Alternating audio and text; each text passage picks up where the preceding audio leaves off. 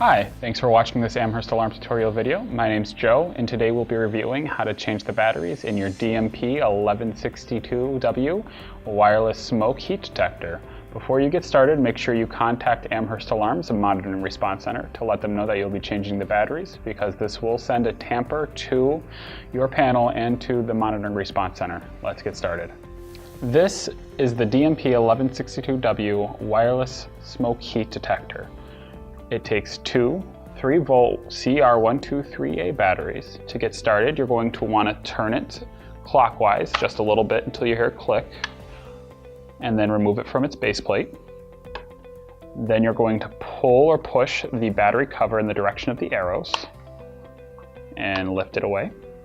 There's a ribbon here to help you remove the batteries. If you gently pull it up, it will pop the batteries out for you and make it easier to pull them out. To add the new batteries, make sure you lay the ribbon across the battery inserts, and there's markings in there to indicate which direction the poles go. Just gently push it down, and gently push it down, and then take the ribbon and lay it back across the top of those. You'll take your battery cover and insert it and slide back into place.